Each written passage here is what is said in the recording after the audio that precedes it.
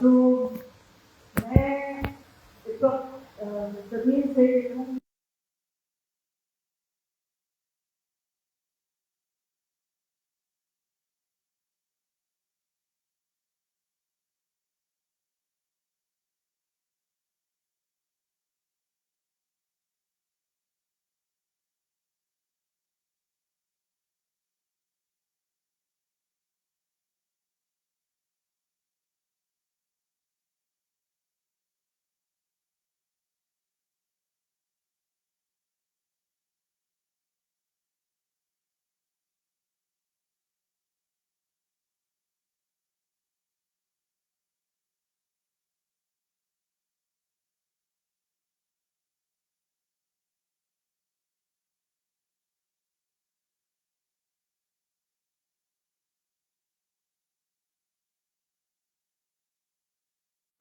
یاد آ سکتے ہیں جب ہم سب ان کی کتاب پڑھتے ہیں تو وہ ہمارے ذہن میں آتی ہیں.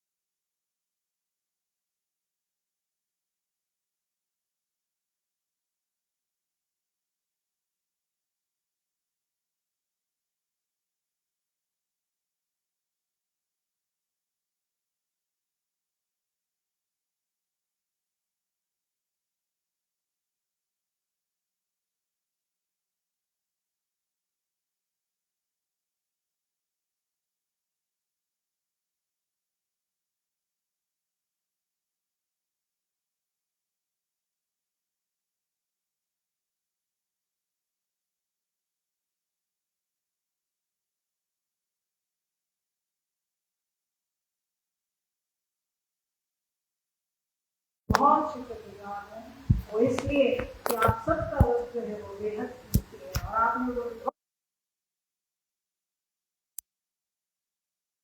یہاں پر آنا قبول کیا جس کا آپ یہ جانتے. لیکن مجھے امید ہے کہ آج آپ زیادہ نہیں تو کچھ نہ کچھ کو جان گے اور اگر زیادہ جاننا ہے تو پھر آپ کو کتاب خریدنی پڑے گی. اور بس اس کے ساتھ میں چاہوں گی کہ آپ کو بتاؤں کہ آج کی جو گفتگو میں کرنے والی ہوں اس کا عنوان میں نے خود سوچا تھا اور وہ یہ تھا کہ یہ ایک کتاب کہانی ہوگی. ایک ایسی کتاب کہانی جس کے 4 حصے ہوں گے اور ان 4 حصوں میں سے پہلے حصے کا نام ہے منادی. اور وہ منادی میں نے اس لیے رکھا ڈاکٹر تنویر اور میرے معزز دوست جو یہاں موجود ہے آپ سب کو مخاطب کرتے ہوئے جب تنویر صاحبہ نے اس پروگرام کو حتمی شکل دے کر مجھے یہ بتایا کہ جی اب آپ کو آنا ہے تو میں نے ایک منادی تیار کی دنیا کو بتانے کے لیے اس محفل کے بارے میں. دوسرا حصہ ہے اس کا تعارف ہوگا.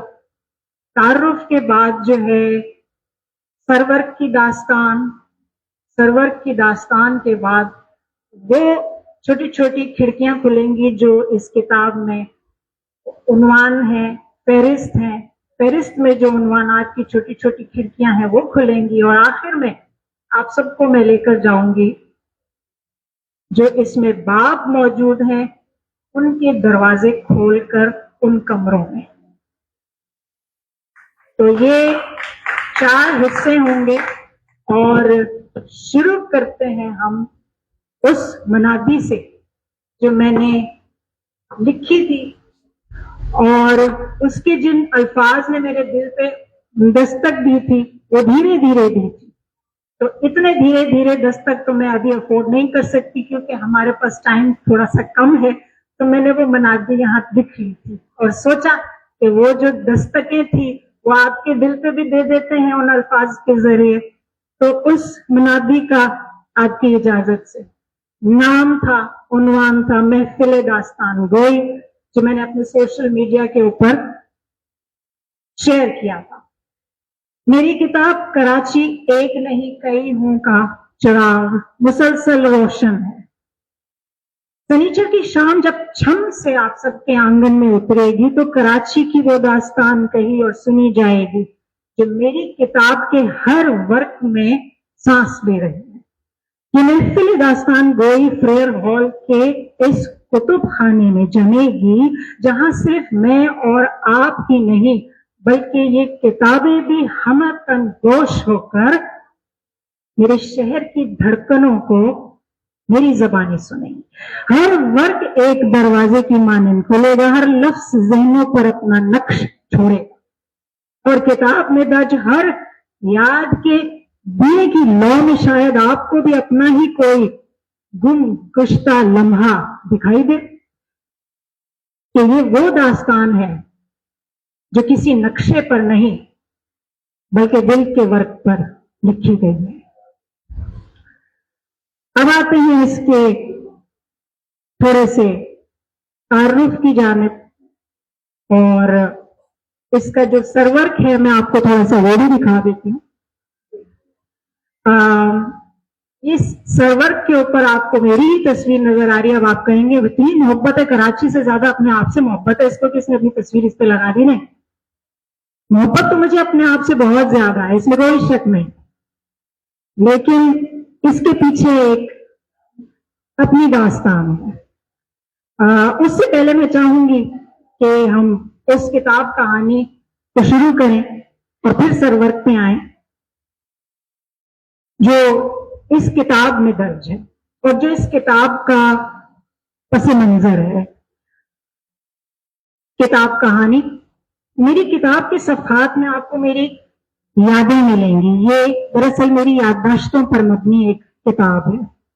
میری آنکھوں سے دیکھا ہوا وہ کراچی ملے گا اور ان گلیوں چوراہوں لوگوں اور ان کی کہانیوں سے ملاقات ہوگی جنہوں نے میرے اور آپ کے شہر کی روح کو تشکیل دیا. صحافت نے مجھے اس کے بے شمار چہرے دکھائے جبکہ ذاتی زندگی نے مجھے اس کے دل کی دھڑکن کو سننا سکھایا. اسی لیے یہ کتاب حقائق اور احساسات ان دونوں ہی کا سنگم ہے. میں نے کوشش کی ہے کہ پڑھنے والوں کو اپنے ساتھ اس سفر پر لے چلوں تاکہ آپ کو بھی کراچی صرف نقشے پر ایک شہر نہیں بلکہ جیتے جاگتے سانس لیتے زندہ جاوید ہستی محسوس ہو. ایک ایسا شہر جو ہر امتحان کے بعد خود کو پھر سے تخلیق کرتا ہے اور اپنے باسیوں کے یعنی میرے اور آپ کے دلوں میں ہمیشہ زندہ رہتا ہے. سرورک اور اس کا عنوان, اس میں استعاراتی احساس پنہا ہے. اس کا عنوان کراچی ایک نہیں کئی ہوں. اس حقیقت کا اعتراف ہے کہ میرے شہر کی ہر دید ایک نیا جنم ہوتا ہے. کراچی مجھ میں اس بحیرے میں دونوں میں سانس لیتا ہے. اس میں آپ کو بحیرہ عرب نظر آ رہا ہوگا تصویر. ہم دونوں کے پتے والے خانے میں کراچی کی مہر ہی لگتی ہے. ہم دونوں کراچی واسی ہیں, ہم دونوں کراچی میں اور کراچی ہم میں سانس لیتا ہے. یہ سرورک ایک ذاتی شہادت ہے. میں اور میرا یہ قدیم بحیرہ اس شہر کے انگنت حادثوں کے ان شاہد ہیں جنہوں نے اسے چھلنی کیا اور اس کے اس شہر کے بھی گواہ ہیں جو اسے ہمیشہ ہی نئی زندگی دان کرتا ہے. وہ لمحے جب ہمارا کراچی وحشتوں کی کوہر میں موجود بھی تھا مگر کہیں گم ہو گیا تھا. یہ سب ہی ہوا تھا. اور وہ گھڑیاں بھی جب شہ سوار کی مانند زخم لگا کر اپنے دامن پر لگی خاک سے ابھر کر خود کو دوبارہ سنبھالا دیا اور خود کو تعمیر بھی کیا چاہے کچھ بھی ہو جائے, جیسے انگریزی میں کہتے ہیں کم ہیلو ہائی واٹر. یہ سرورک کراچی کی زندہ روح کا غماز ہے. میں بحیرہ عرب اور کراچی ہم تینوں آپس میں ضم کراچی کی داستان کے شاہد ہیں اور یہی اس سرورک کی داستان ہے. اب کھڑکیاں کھولتے ہیں فہرست کی اور وہ چھوٹی چھوٹی کھڑکیاں اور ان کا ایک چھوٹا سا ابتدائیہ آپ کو دے دیتے ہیں جو میرے کتاب میں ہی درج ہے کہ یہ وہ شہر ہے جس نے مجھے گود لیا. یہ میرے ابتدائیہ سے ایک اقتباس ہے. میری کتاب ایک محبت نامے کی مانند ہوگی جسے میں نے اردو میں رقم کیا ہے، جو وقت کی انگلیوں کی پوروں سے بارہا طے کیا گیا، یادوں کی سلوٹوں میں لپٹا اور گواہی کی سیاہی سے سینچا ہوا. کراچی وہ شہر تو نہیں جہاں میری پیدائش ہوئی، مگر یہ وہ شہر ضرور ہے جس نے مجھے بارہا جنم دیا. کبھی جرم کے دشت میں ایک صحافی کے طور پر جو اس کے سائے میں سچ کا تعاقب کرتی ہے، اور کبھی ایک بیٹی کے طور پر جو ماں کے بدلتے تیور، اس کی شفقتوں اور اس کے قہر کو سمجھنا اور سہنا سیکھ رہی ہوں. میں کراچی کے ساتھ ساتھ ہی بڑی ہوں، بے ترتیب، شور سے لبریز، خواب اور حسن کے بیچ کہیں میں نے اس کی سڑکوں کو پھیلتے اور سکڑتے ہوئے دیکھا اور زخمی ہوتے ہوئے، اس کی روح کو افق سے بلند ہوتے گرتے بکھرتے مگر پھر جڑتے ہوئے.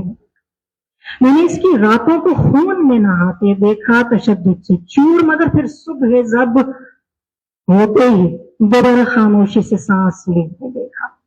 ہاں، میں نے اسے بگڑتے دیکھا، مگر میں نے یہ بھی دیکھا کہ میرا شہر اپنے لوگوں کو اپنی آغوش میں دوبارہ سمیٹ لیتا ہے. ایک ایسی ماں کی مانند جو ڈانٹتی ہے مگر چھوڑنے سے انکار کر دیتی ہے. ہم اسے چھوڑتے ہیں، کوستے ہیں، اسے بچ نکلنے کی صحیح کرتے ہیں، مگر پھر لوٹ کے اسی کی آغوش میں سمانا ہماری سرشت میں پیوست ہے. کیونکہ کراچی محض یک رنگی داستان نہیں بلکہ داستانوں کا مجموعہ ہے. اور میں بھی کراچی کے نام رقم میرا نعت تراشیدہ محبت نامہ، میرے الفاظ کا پہلا طلسم قدم، میری پہلی کتاب آپ کی ہتھیلیوں کے جزدان میں پہنچ چکی ہے. اس وقت نہیں پہنچی مگر ابھی میرے ہی ہاتھوں میں ہے، لیکن اگر پہنچے گی تو بہت ہی زبردست بات ہو جائے گی. جتنے لوگوں کے پاس یہ جائے گی اتنی اس کی کہانی آپ لوگ محسوس کر سکیں گے. یہ تحقیقی مطالعہ نہیں ہے، یہ جیسے کہ میں نے پہلے عرض کی احساسات کا مجموعہ ہے. ایک صاحب تھے، انہوں نے تبصرہ لکھا تھا اور وہ کتاب کو انہوں نے عارف حسن صاحب جو کراچی کی بہت بڑی شخصیت ہے، ان کسی تعارف کے محتاج نہیں ہے، میں تو ایک بہت ہی ادنا سی جو ہے وہ خاتون ہوں. اس کتاب کے ساتھ انہوں نے تناظر میں ایک تبصرہ لکھا اور اس میں ایک جملہ تھا جو مجھے بہت ہی درست لگا اور دل کو بھایا. وہ یہ تھا کہ اگر کراچی کو سمجھنا ہے تو آپ عارف حسن صاحب کی کتاب پڑھیں کیونکہ وہ تحقیقی مطالعہ تھا، لیکن اگر آپ نے کراچی کو محسوس کرنا ہے تو آپ سبینہ کی کتاب پڑھیے. تو سمجھ اور احساس کا سنگم، میں نے بھی یہی کوشش کی ہے اس کتاب میں. اس کا جو پہلا باب ہے، جیسے کہ محترمہ تنویر صاحبہ نے انٹروڈکشن میں بھی بتایا کہ محبت ہے شہر سے، مجھے ہم سب کو ہے اور ماں جیسی ہے، تو میں نے سوچا کہ ایک محبت نامہ لکھ ڈالتے ہیں کراچی کے نام اور اسی سے کتاب کو شروع کریں گے. اور جو دروازہ اب کھلتا ہے اس دروازے کے اوپر لکھا ہے اس محبت نامے کا نام اماں. اس سے کچھ تھوڑا بہت پڑھ دیتے ہیں اگر آپ کی اجازت ہو. اس سے میری پیاری اماں، اس کتاب کا آغاز ایک شہر سے نہیں، ایک جذبے یا یوں جانیے کہ ایک رشتے سے ہوتا ہے، ماں کے رشتے سے. تمہارے نام محبت کی داستان رقم کرنا کٹھن نہیں، کیونکہ قلم کی جگہ دل نے لے لی ہے اور دل کا دماغ نہیں ہوتا ہے.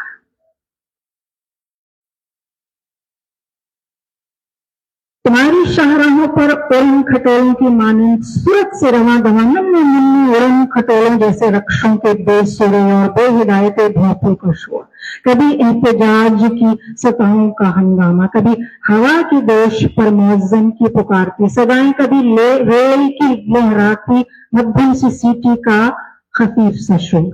ان سب میں جیسے میری سگی ماں کی بھولی بسری لوری چھپی، جسے صرف وہی سماعت کر سکے جس کا بچپن تمہاری گلیوں میں گزرنے کے باوجود ٹھہر سا گیا ہے۔ تمہارے ہر کوچے اور در و دیوار میں نے محبت کی چاشنی چھکی، یوں جیسے جذبوں کے رنگین دھاگوں سے محبت کی کڑھائی کی گئی ہے، ماں کی گداز ہتھیلیوں سے اپنی اولاد کے کپڑے لتوں پر کی جانے والی کڑھائی جیسی۔ تو صرف انگنت کرداروں کی نہیں بلکہ اپنے دھڑکنوں کی داستان، وہ ان گلیوں کی داستان جن میں روز کچھ نہ کچھ گم ہو جاتا ہے مجھ جیسا انسان بھی۔ گزر جانے والی برکھا رتوں کی جل ترنگ میں تمہاری مٹی کی سونگھی مہک مجھے ہمیشہ ہی محبت میں گندھی لگی۔ میری پیاری اماں کراچی، یہ کتاب تمہارا نام۔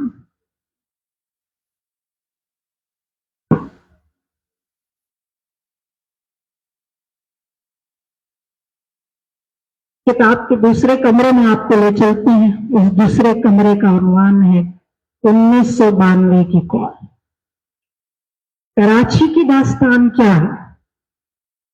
کئی لوگوں نے کوشش کی کہ اسے بیان کرے اپنے اپنے انداز میں، کیونکہ ہر فرد اپنے آپ میں ایک داستان ہی تو ہے۔ میں نے بھی اس داستان کو جاننے کی کوشش کی۔ اس کوشش کے دوران مجھ پر یہ اقتدا کھلا کہ کراچی کسی واحد داستان کا نام نہیں، یہ تو داستانوں کا ایک ایسا گٹھڑ ہے جیسا میں نے اکثر دو شہروں کو جوڑتی شاہراہوں پر روا دوا بھوسے سے لدے پھندے ٹرکوں کی پیٹھ پر درے دیکھا۔ بھوسے کے یہ ٹرک مجھے بہت پرکشش لگتے، ان کی اصل کشش ان پر لدے ان کے حجم سے کئی گنا بڑے بھوسے کے وہ گٹھڑ ہوتے جو ان کے ممکن ہونے کی حقیقت کے بارے میں سوچ کو اڑان دیتے، کیونکہ وہ جہازی سائز کے گٹھڑ دکھنے میں تو ہیبت طاری کرتے مگر دراصل ہوتے ہلکے پھلکے۔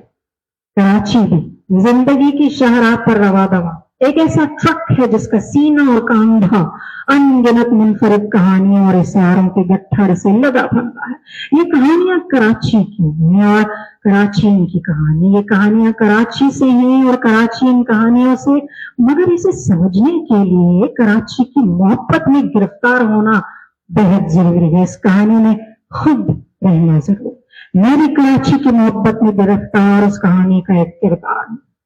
میری کہانی شروع ہوتی ہے 1992 میں کی گئی ایک فون کال سے۔ فون کال کتاب میں پڑھیے گا۔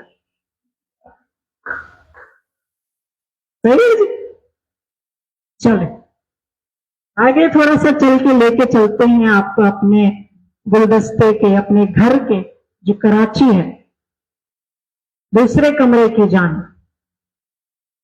یہ جیسے اپنے عرض کی کہ صحافتی دشت بھی ہے، اس کے 224 صفحات میں میری زندگی بھی بند ہے، صحافت بھی بند ہے، بند نہیں ہے، بکھری ہوئی ہے، سانس لے رہی ہے، زندہ ہے۔ اس دروازے کا نام ڈینیل پرل کراچی کیوں آیا تھا؟ دراصل میں نے اس لیے اس سے شروع کیا ہے، یہ میری صحافتی جو سفر ہے کرائم رپورٹنگ کا، یہ میرا سب سے پہلا اسائنمنٹ تھا جو میں نے کور کیا تھا، اور جو جنہوں نے مجھے میرے اوپر یہ اعتبار کیا، مجھ پر یہ اعتماد کیا کہ نیوز ہونے کے باوجود انہوں نے مجھے اتنا اہم اسائنمنٹ دیا۔ ڈینیل پرل کراچی کیوں آیا تھا؟ یہ عنوان ماضی کے کواڑوں کی اونٹ سے یوں ابھرا جیسے وقت نے اپنی انگلی سے کرد جھاڑ کر یا یادوں کی اوراق کو صاف کرنا شروع کیا ہو، یا پھر جیسے ماضی کی سال خوردہ کھڑکی واہ ہوئی ہے اور اس واقعے کی یاد دھیمے سے سیلن زدہ جھونکے کی مان ڈر آئی۔ امریکی صحافی ڈینیل پرل کا کراچی سے اغوا اور پھر خوفناک قتل میری جرائم کی صحافت کی کتاب کا سب سے پہلا ورق۔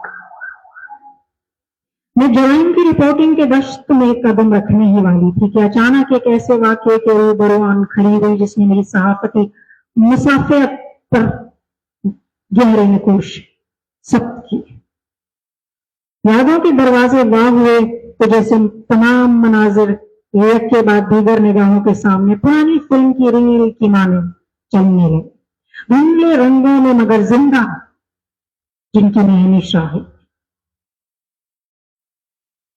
پرانی حقائق کے تعاقب میں ان بھول بھلائیوں میں داخل ہوا جہاں ہر موڑ پر سچ اپنی حیت تبدیل کر لیتا ہے اور سچ کی جستجو کے ریگزاروں کو ہی ناپتا خود ہی کہیں گم ہو گیا.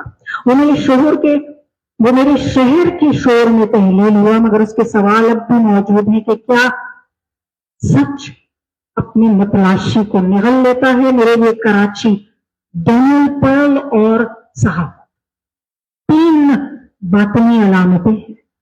یعنی میرا شہر ایک بھول بھلائیاں ہے، صحافت تلاش کی علامت اور ڈینیل پرل کا ان کے بیچ قربان ہو جانا.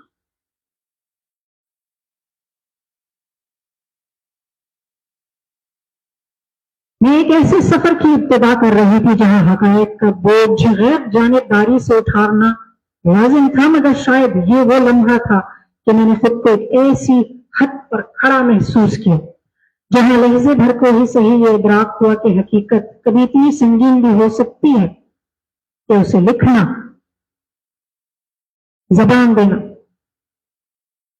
اپنے آپ سے ایک بہت بڑی جنگ لڑنے کے مترادف ہوتا ہے. صحافت کی پیشہ ورانہ دیوار کے روبرو کھڑی تھی اور اپنے انسان ہونے کی لرزش کے مقابل بھی بند باندھے رکھنا. ہم شاید صرف محض مبصر نہیں بلکہ ایسے بھیانک دکھوں میں جو شریک جرم ہوتے ہیں جنہیں عالم محض ایک خبر سمجھتا ہے.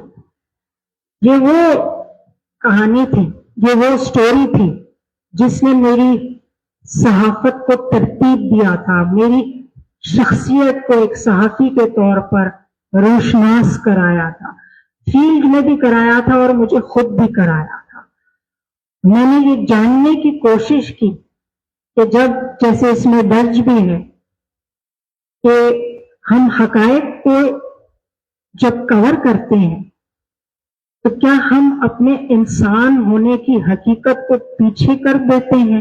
کیا ہم اپنے اس محسوس کرنے کو، احساس کو، اپنی جانبداری کو ایک انسان کی حیثیت میں ایک طرف رکھنا ممکن ہوتا ہے ہمارے لیے یا نہیں ہوتا ہے؟ اس کا جواب مجھے نہیں ملا اس وقت. اب جب اتنا وقت گزر گیا تو اس سوال کا جواب مجھے مل گیا اور وہ یہ تھا کہ غیر جانبداری انسان کی حیثیت میں ناممکن ہوتی ہے. ہم آبجیکٹو ضرور ہو سکتے ہیں، ہم اپنے تمام سٹوریز کی تمام جہتوں کو ضرور دونوں طرف سے کور کر سکتے ہیں، لیکن انسان کی حیثیت میں غیر جانبدار ہونا ایک بہت بڑی جنگ ہوتی ہے جو ہمارے جیسے خاص طور پر صحافی وہ ہر وقت لڑتے رہتے ہیں. اس کے کچھ جو بھی ایکسپٹس میں پڑھوں گی اقتباسات، آپ اس حوالے سے بھی گفتگو کر سکتے ہیں اس کے بعد، اور آپ کوئی سوال آپ کے ذہن میں میرے حوالے سے آئے وہ ضرور کیجیے گا. ابھی تھوڑے سے ہمارے ایکسپٹس چل رہے ہیں کچھ. میں نے کہا آپ کو یہ کتاب کا تھوڑا بہت تعارف کروا دوں. اسی بہانے یہ میرا بھی تعارف ہے. یہ کتاب صرف کتاب نہیں ہے، یہ وہ کراچی ہے جسے میں نے جیا ہے، جیسے مجھے ملا تھا. یہ کوئی دعویٰ میں نہیں کرتی کہ یہ کتاب کوئی تحقیقی مقالہ ہے یا یہ کتاب کوئی ایسی جو ہے وہ شے ہے یا کوئی ایسی چیز ہے کہ جو مجھے یا اس کتاب کو اس شہر کا حوالہ بنا دے، یا کوئی ریپرزینٹیٹیو کے طور پہ ایک شخص بھلا کیسے کسی شہر کا یا کسی بھی واقعے کا یا کسی بھی کمیونٹی کا ایک واحد شخص یا ایک واحد کتاب کا حوالہ کیسے بن سکتا ہے؟ نہ، ایک کوشش ہے اپنی نظر سے جو کچھ میں نے دیکھا، جیسے شہر مجھے ملا، جیسے میں نے یہاں زندگی گزاری، میں حیدرآباد میں پیدا ہوئی تھی. میں نے اس کے ابتدائی میں پڑھا پیدا ہونا اور بار بار جنم لینا. وہاں میں ایک ہی بار پیدا ہوئی, لیکن کراچی میں میں بار بار پیدا ہوں. یہ اتنا پیارا اور خوبصورت شہر ہے. کچھ اس کا ایک فہرست میں سے میں آپ کو اس کی فہرست بھی بتا دیتی ہوں, بلکہ میرا خیال ہے فہرست میں آپ کو بتانا اسکپ کر گئی تھی, اس سے تھوڑا اندازہ بھی ہو جائے گا, اور پھر ایک دو اور ایکسپٹس پڑھوں گی جو اس کے فہرست تھی. اس میں اما 1992 کی کال, ممباسا کی خدیجہ اور G7, جامعہ کراچی اور ہمارے بال ہماری مرضی, کراچی کے پاکستانی اور ان کا پاکستانی نژاد انشاءاللہ. ڈینیل پرل کراچی کیوں آیا تھا؟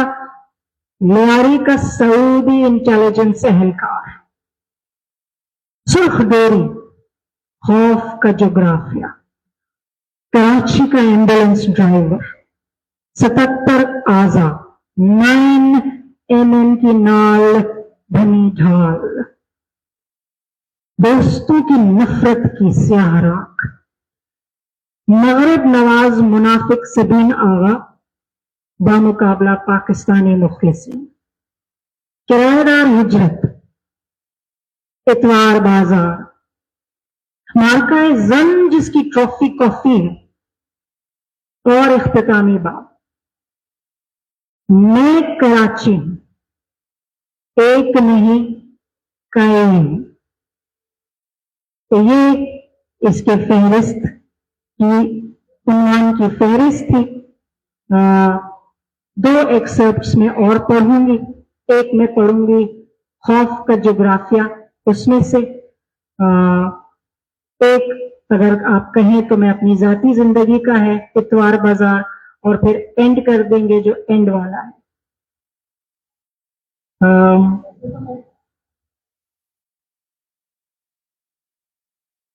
تو میں چاہتی ہوں کہ آپ اپنے جو شروع کے جو باب ہیں مجھے بہت دلچسپ لگے. اس میں بالوں کا تذکرہ ہے, اس میں ممباسا کی خدیجہ اور G7 کی بہت اہمیت ہے. میرے خیال میں وہ بہت دلچسپ جو ان کے پارٹس ہیں انہیں وہ ہے. باقی تو یہ کہ اب سیاست کے متعلق ڈینیل پرل کا افکوس, اب ڈینیل پرل کے بارے میں تو لوگ بہت جانتے تو وہ بھی ہیں کہ G7 کیا ہے, لیکن کوئی لڑکی اس کو کس طرح تجربہ کرتی ہے, یہ شاید مجھے محسوس ہوا کہ یہ بات کسی نے کہی نہیں ہے. اچھا, ڈینیل پرل کے بارے میں تو بہت کچھ لکھا گیا ہے, آپ کو بھی لکھا ذاتی حوالے سے بہت اچھا ہے, لیکن میرے خیال میں یونیورسٹی کا بھی تذکرہ رکھا تھا, کراچی یونیورسٹی کا جیسے ہم اس کو دیکھتے ہیں, ہم نے بھی وہیں سے پڑھا اور ایک زمانے میں پڑھا اور آپ نے کسی اور زمانے میں پڑھا ہے, لیکن یہ کہ بہت سارے مماثلتیں بھی نظر آتی ہیں اور ایک رویے میں کیا تبدیلیاں ہوئی ہیں یا کیا لڑکی کو کر سکتی ہے وہاں پر ہوتے ہوئے. یہ چیز جو ہے یہ اس میں ان بابوں میں 2-3 دنیں وہ بہت اچھی طرح نظر آتی ہے. جو آپ بولیں, میں تو جو مجھے صحیح جو مجھے لگ رہا تھا لیکن آپ پڑھ لیں, پھر اس کی کتاب ہے, میں کہوں گی میں ساری کتاب پڑھ دوں. جو آپ کو اچھا لگ رہا ہے وہ پڑھیں, پھر اس کے بعد ہم وہ ہو گیا ہے, اب ہم اس پہ آتے ہیں جو آپ کہہ رہے ہیں, جو آپ کا یہ آپ نے جو بتایا نا, مطلب میں اس میں تو میرا ہی تذکرہ ہے, ٹھیک ہے, آپ کا کتاب جی کلمنیشن ہے اس کی. بالکل, جو مجھے شروع میں لگا یہ تو بہت زیادہ آٹو بایوگرافیکل ہے, یہ کراچی پر کیوں ہے, اس کا نام کراچی کیوں ہے, کیونکہ یہ تو اس پر ہے. لیکن بعد میں جب اس کو اس کی سیاست اور کراچی کی جیسے 12 مئی کا تذکرہ یا 15 اپریل ہے نا, جو 15 اپریل ہے نا 1985 میں جب بشرا زیدہ کا حادثہ ہوا تھا تو ان کا تذکرہ ہوتا ہے. پھر اور ساری باتیں جو آپ نے اس کے بعد میں لکھی ہیں, خوف کا جغرافیہ, تو وہ سیاسی ہیں, لیکن جو ذاتی باتیں ہیں تو وہ میرا خیال ہے زیادہ اوتھینٹک لگتی ہیں. تو مجھے تو وہ بہت اوتھینٹک لگی. اور تو اگر اس میں سے آپ ہمارے آڈینس کو کچھ بتائیں, جیسا آپ بولیں. میں تو اس کو اپنے اس میں وہ لے کے چل رہی ہے کہ میں تو چاہتی ہوں, اسی لیے میں نے بیچ میں روک کر بھی کہا کہ آپ لوگ مجھ سے کچھ پوچھ بھی سکتے ہیں اور اس کے بعد جو بھی ڈسکشن آپ اگر کوئی چاہ رہے ہیں, سوال پوچھنا چاہ رہے ہیں, کوئی اور چیز پوچھنا رہا, جیسے تنویر نے ڈاکٹر تنویر نے کہا بالکل کرتے ہیں جی, بالکل کرتے ہیں. اور جیسا میں نے آپ سے کہا تھا کہ یہ جیسے 92 کی کال تھی, اس سے تو یہ کہانی شروع ہوئی تھی کراچی. تو یہ بیسکلی جو میری ریلیشن شپ ہے, the book is actually my relationship with the city. It is not an biography. وہ آپ کو ایک ایسی فیلنگ شروع میں آئی ہوگی کیونکہ ظاہر ہے جب میں اپنی یادداشتیں وہ لکھ رہی ہوں تو ان یادداشتوں میں میرا جو کنیکشن ہے شہر کے ساتھ, میں نے اس کنیکشن کو بلڈ اپ کرنے کی کوشش کی ہے کہ میں اس شہر کو کیسے دیکھتی ہوں, یہ مجھے کیسے جو ہے دیا گیا اور اس شہر نے مجھے کیسے شیپ کیا.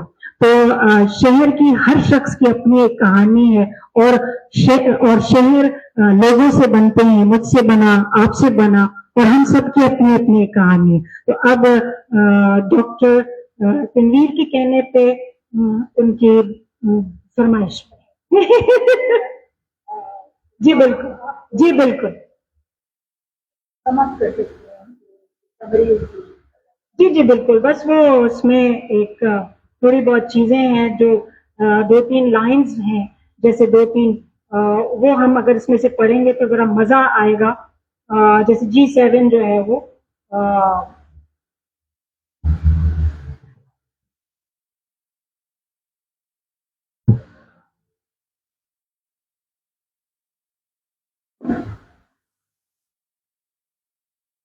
مومباسا کی خدیجہ اور G7. بس میں کرائے کے واسطے بٹوا کھولنا بھی از خود ایک داستان تھی. بٹوا کھولا نہیں کہ پڑوس میں باراجمان سواری نے G7 جیسی بے لگامی سے فوراً سر گھما کر بٹوے میں جھانکا, یا یوں کہیے کہ پڑوسن سواری کے سر کی لگام گویا بٹوے کے ساتھ کسی ہو. ادھر بٹوے کا منہ اڑا ہوا اور ادھر پڑوسن کا سر لٹو کی طرح گھوما. پڑوسن سواری کو بٹوے کی سیر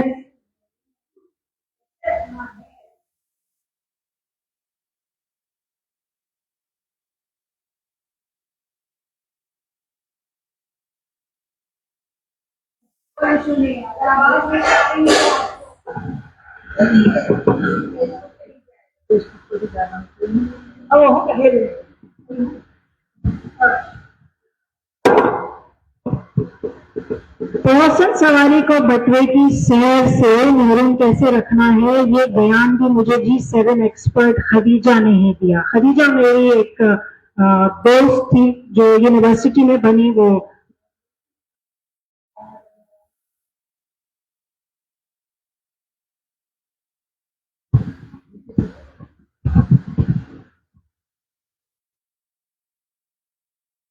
یہ بیان بھی مجھے G7 ایکسپرٹ خدیجہ نے ہی دیا. اس کرتب کو سر انجام دینے کے واسطے آپ کو ترچھی نگاہ کے استعمال میں مہارت بڑھانی ہے تاکہ سانپ بھی مر جائے اور لاٹھی بھی نہ ٹوٹے. یعنی بٹوا استعمال بھی ہو جائے اور پڑوسن بھی معائنے کو ترستی رہے.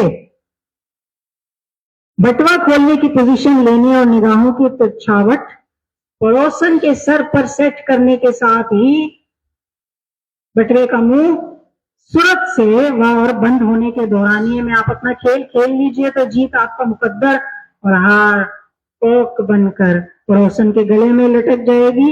کبھی کبھی آپ سے بھی بھول چوک ہو سکتی ہے, تو ایسے میں نوٹ نکالنے کا کھیل سر انجام دیے بغیر ہی بٹوے کا منہ صورت سے وا اور بند کرتی رہیں.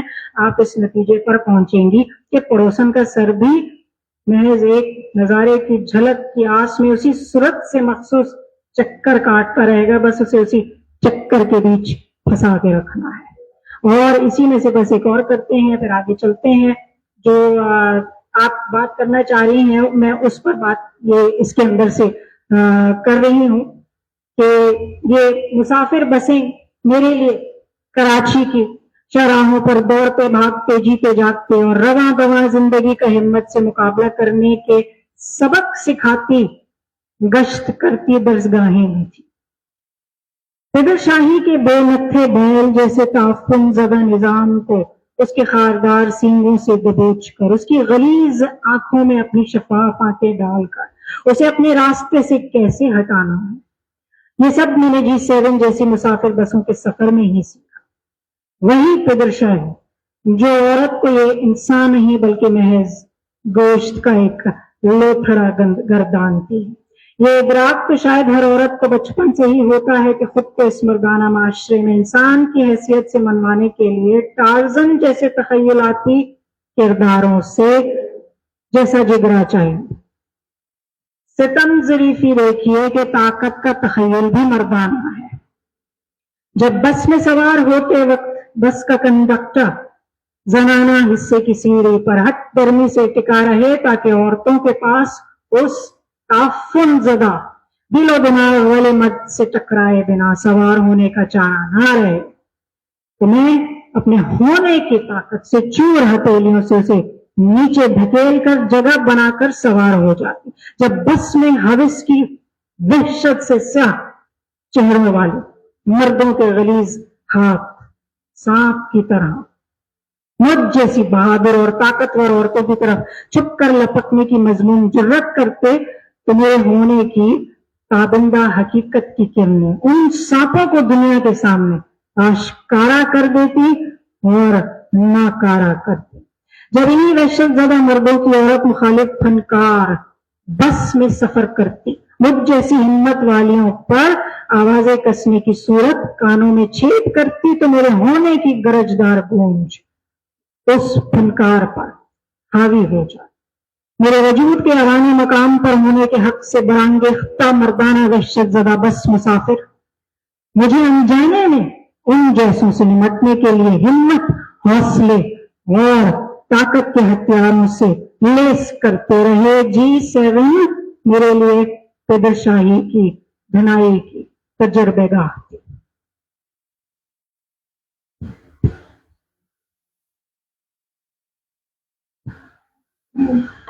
اگر آپ لوگ کچھ سوالات ہیں تو ایکٹو بنا لیں اس کو، کچھ اس کے بارے میں اگر آپ کچھ کہنا چاہ رہے ہیں تو کوئی ہے؟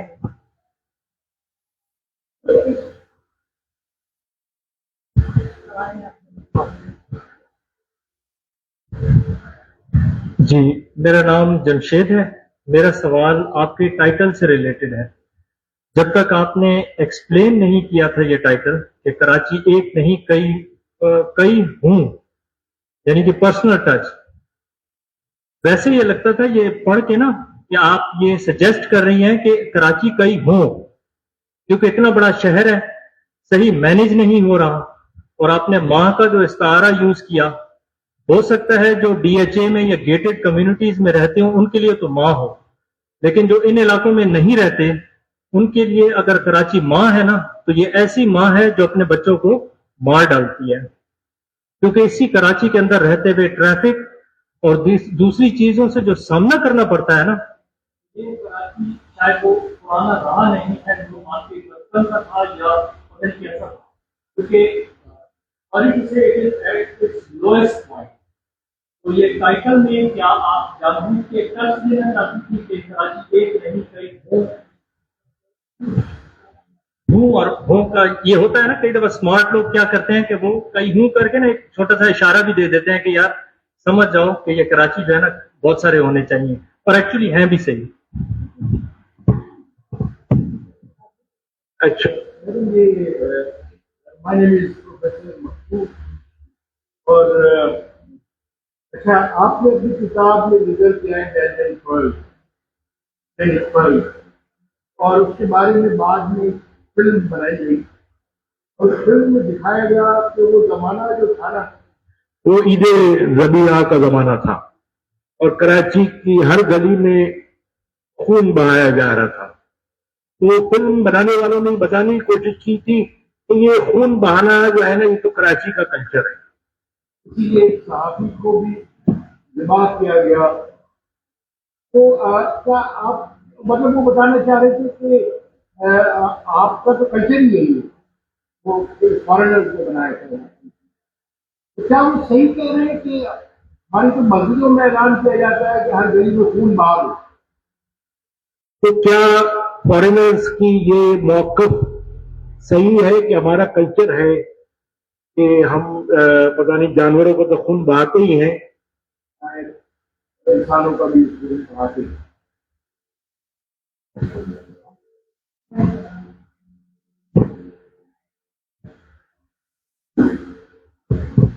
جی بہت شکریہ. سب سے پہلے میں جمشید کی بات کا جواب دے دوں. اس کو جو آپ نے اسمارٹ کا لفظ میرے لیے استعمال کیا, پتہ نہیں میرے لیے کیا یا اپنے لیے کیا یا آپ اوور اسمارٹ ہو رہے تھے, یہ میری سمجھ میں نہیں آیا. میری سمجھ تھوڑی سی چھوٹی ہے. تو میں بالکل بھی اسمارٹ نہیں ہوں اور اوور اسمارٹ تو میں بالکل بھی نہیں ہوں. میں تو ایک عام سی چھوٹی سی صحافی ہوں اور ایک کراچی کی باسی ہوں, اور جسے واقعی اپنے شہر سے بہت محبت ہے, کیونکہ میں اپنے شہر کو نالا نہیں سمجھتی, میں اپنے شہر کو سڑک نہیں سمجھتی, میں اپنے شہر کی کسی بھی چیز کے اوپر سوری ٹو سے نہیں کہتی. میں اس شہر کو اون کرتی ہوں, میں یہاں رہتی ہوں. میں کیا کر رہی ہوں اپنے شہر کے لیے؟ میں کچھ کر رہی ہوں اپنے شہر کے لیے, یا میں صرف سوری ٹو سے سڑک ایسی بن گئی ہے, نالا ایسا بن گیا ہے؟ نہیں, اٹ از ناٹ یہ کوئی نالا نہیں ہے. اس کا جب آپ کو یہ کتاب اگر آپ پوری پڑھیں گے, ہم جب کچھ ایکسپرٹس پڑھ رہے ہوتے ہیں, جیسے ڈاکٹر تنویر نے بھی یہ کہا کہ ڈینیل پرل کے بارے میں سب کو معلوم ہے, اس کتاب میں جو کچھ لکھا ہوا ہے اس میں سے بہت سی چیزیں ایسی ہیں جو پہلی مرتبہ لکھی گئی ہیں. تو ایک خبر اور کتاب میں اسے درج کرنا, وہ دو مختلف چیزیں ہوتی ہیں. ہم نے کیسے اس کو جو ہے وہ ایکسپیرینس کیا, اس وقت کیا ہوا. میں کوئی ایکسپیرینسڈ نہیں تھی, میں ان ایکسپیرینسڈ جرنلسٹ تھی, اور بہت بڑا انٹرنیشنل ایونٹ تھا جو میں کور کر رہی تھی, اور اسے کیسے کور کرنا ہے, کیونکہ مجھے تو جرنلزم کی جو غیر جانبداری ہے اس سے بھی فائٹ کرنے میں بڑی مشکل ہو رہی تھی. بہرحال آتے ہیں, آپ کی طرف بھی آئیں گے اس پر. تو میں اس کتاب میں ایک چیپٹر ہے کرایہ دار ہجرت. تو میں ہمیشہ کوشش یہ کرتی ہوں کہ جب تک میں کسی شخص کو جان نہیں لیتی یا اس کی کتاب کو پڑھ نہ لوں, تو میں اپنے تمام جو میری رائے ہوتی ہے یا جو بھی تبصرہ ہوتا ہے, میں اسے ہولڈ کر کے رکھتی ہوں. کیونکہ وہ رائے اور تبصرہ جو ہوتا ہے, جس طرح ابھی آپ کے سامنے یہ ایک نامکمل شکل میں جو کچھ بھی چھوٹے چھوٹے اقتباسات ہیں, اس کی ایک نامکمل شکل ہے. تو نامکمل شکل جو ہوتی ہے وہ ہمیشہ ایک سطحی اور نامکمل تبصرے کو ہی جنم دیتی ہے, اور وہ ایک جو شہر میں ہمارا نیریٹو جان بوجھ کر ڈیولپ ہو رہا ہے, یہ اسی کا حصہ ہوتا ہے کہ اگر کوئی اٹیمپٹ بھی کرتا ہے کسی بھی حوالے سے, تو اس کے اوپر اسمارٹ ہونے کا لقب لگ جاتا ہے. نہیں, میں نے اس کا جو ٹائٹل ہے, اس ٹائٹل کے اوپر پورا چیپٹر ہے, اور جب آپ اس چیپٹر کو پڑھ لیں گے تو آپ کو پتہ چل جائے گا کہ میں کراچی ایک نہیں کئی ہوں نہیں, میں کراچی کی حیثیت میں اون کرتے ہوئے, آئی ایم کراچی, آپ کراچی ہیں, میں کراچی ہوں, ہم سب کراچی ہیں, اور ہم ایک نہیں ہیں, ہم ایک گلدستے کے کئی پھول ہیں, ہم کئی کراچی ہیں. ایک ہی کراچی کے اندر آپ کو کئی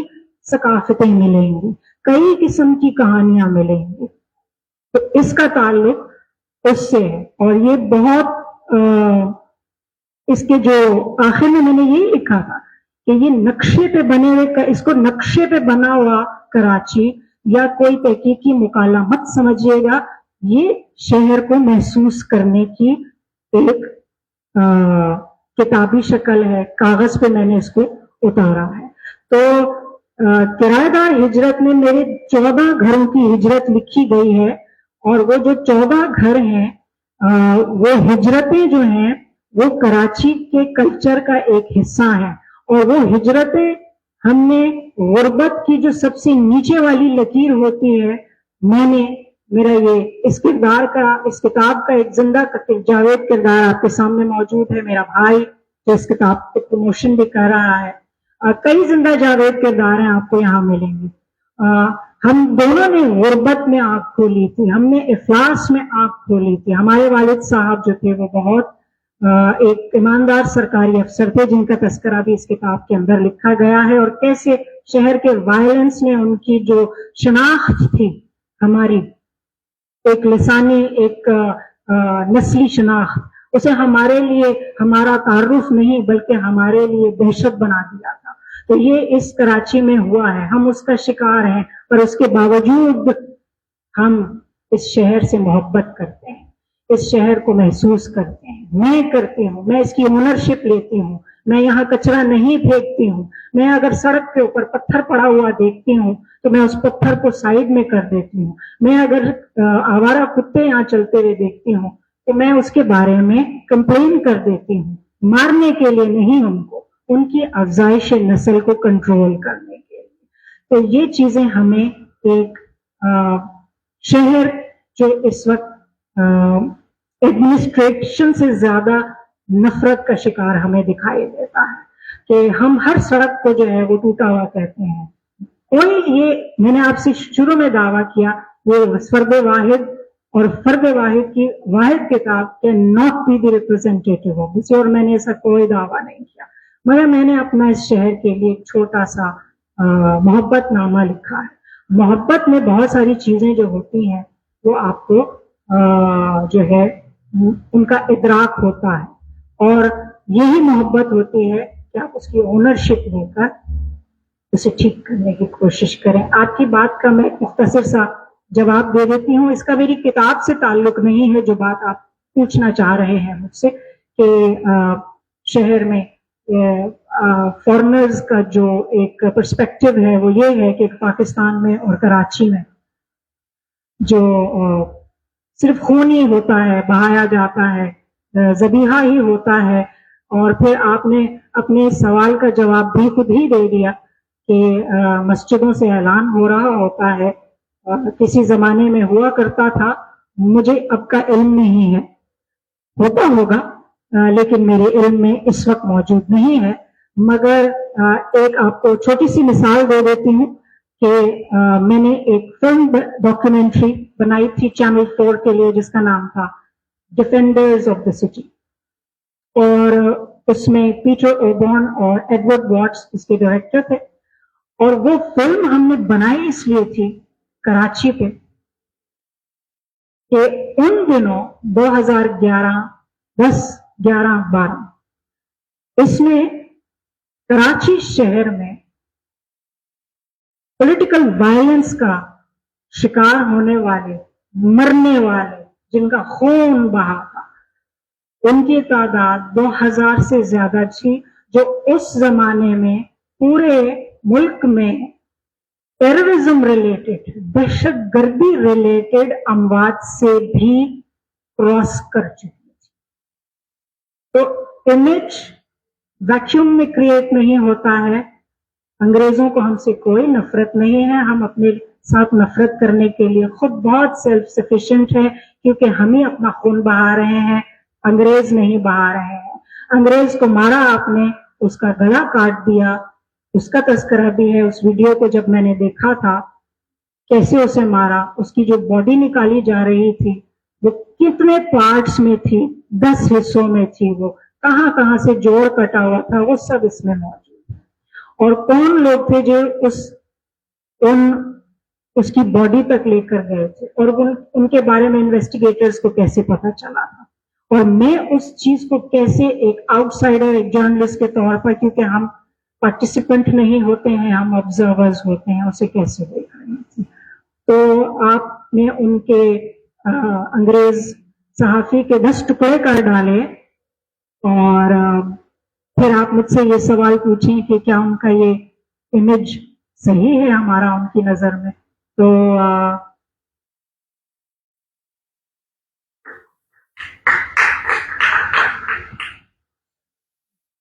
एक सवाल मेरे से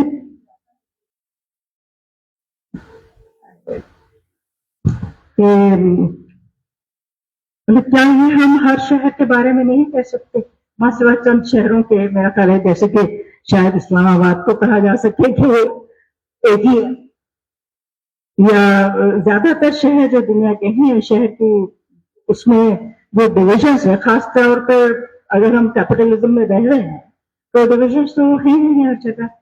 تو یہ بات جو ہے ہم اپنے شہر کے لیے کہتے ہیں لیکن یہ ملٹی کلچرلزم تو ہر جگہ ہے موجود ہے. اب اس کے ساتھ ساتھ کیا پلورلزم بھی ہے وہاں؟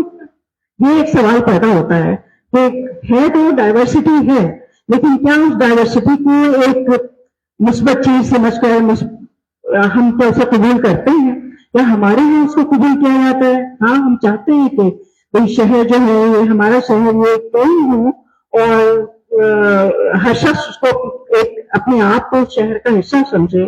لیکن حقیقت یہ ہے کہ یہاں پر جو بات کہی ہے کہ بہت سے لوگ جو ہیں یہ محسوس کریں گے کہ اس شہر میں ان کی بہت ذلت ہوتی ہے ایک طرح سے اور بہت عام ہے یہ چیز. تو یہ نہیں ہے کہ اس سے ان کی محبت میں فرق تو آتا ہوگا. ظاہر ہے کہ جو پولیس میں رہ کر اور نیشنلزم کا دعویٰ کرتے ہیں اگر سے تو وہ ہے بھی بہت کم. یہاں پر ہم ذاتی طور پہ تو کہہ سکتے ہیں کہ بھائی ہم محبت کرتے ہیں اپنے شہر سے لیکن یہی بات ہے نا کہ اگر کسی کو گرین کارڈ ملتا ہے تو وہ بڑے خوش ہوتے ہیں اور چلے جاتے ہیں یہاں سے. سب نہیں, کسی کو گرین کارڈ مل جائے یا کہیں اور کوئی نیشنلٹی مل جائے تو لوگ جانا پسند کرتے ہیں, ترجیح دیتے ہیں اس بات کو. مطلب کچھ لوگ نہیں بھی کریں گے, میں یہ نہیں کہہ رہی کہ ہر ایک ایسا کرے گا, کچھ لوگ واپس بھی آتے ہیں وہاں سے. تو یہ سارے پیرنٹس تو ہیں لیکن یہ حقیقت ہے کہ کراچی جو ہے وہ ہمیں ذلت آمیز زندگی تو دیتا ہے. جیسے کہ ابھی بلکہ میں آتے ہی یہ محسوس کر رہی تھی مجھے اقبال سے ڈیفینس کی طرف آ رہی تھی, میں یہاں بھی آ رہی تھی تو جو سڑکوں کی حالت تھی, اب آج کل سڑکوں کی حالت تو بہت زیادہ جگہ ہے کیونکہ شکر ہے کہ شہر میں وائرس اس طرح کا نہیں ہو رہا جیسے کہ 90s میں تھا یا 2000 میں تھا. تو اب جو ہماری توجہ ہے وہ اس طرف ہے کہ بھائی سڑکیں بھی کیوں اتنی خراب ہیں اور یہ ہے. اور یہ اب مجھے یہ احساس اس لیے ہوا کہ میں بھی حال ہی میں اسلام آباد میں تھی اور وہاں پہ یہ ضرورت نہیں ہے آپ کو بھی وہاں تو اور یہاں پہ مطلب بہت زیادہ نہیں گاڑیاں اس پہ چل رہی تھیں انہیں سڑکوں پر.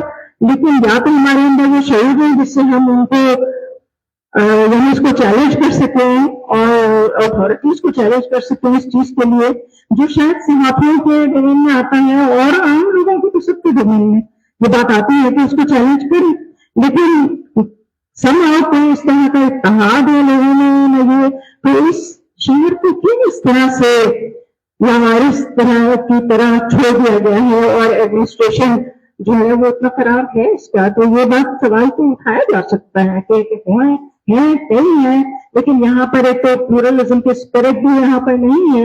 اس کے باوجود کہ اتنی ساری یہاں پر قومیں آباد ہیں, لوگ آباد ہیں, اتنے سارے مختلف جنریشنز ہیں جو یہاں پر ہوتے ہیں, بڑھے ہیں, بڑے ہیں, مطلب جوان ہیں, ینگ لوگ ہیں, سب ہیں. لیکن پھر بھی یہاں وہ نہ سینس آف یونٹی ہے نہ کوئی پروٹیسٹ ہوتا ہے. چھوٹی چھوٹی باتوں پر جو باہر ویسٹ میں تو آپ کو پورے کے پورے بہت بڑی تعداد ہے جو کھڑی ہو جاتی ہے اور فوراً ان کا تدارک کیا جاتا ہے جو مسائل ہوتے ہیں. لیکن ہمارے یہاں یہ نہ ہوتا ہے اور نہ ہی تو اس میں ہم شکایت مطلب خود سے بھی کر سکتے ہیں لیکن اس سے بڑھ کر ہم اپنے اسٹیٹ سے یا ایڈمنسٹریشن سے کر سکتے ہیں. Thank you very much. یہ ایک سچے دل سے نکلی ہوئی جو ہے باتیں ہیں اور میں آپ کی ان تمام باتوں سے اتفاق کرتی ہوں. بات کرتے ہیں اسلام آباد کی. ٹھیک ہے, اگر ہم اسلام آباد جاتے ہیں, میں نے اسلام آباد میں 1 سال گزارا اور میں تنگ آ کے واپس آ گئی تھی کیونکہ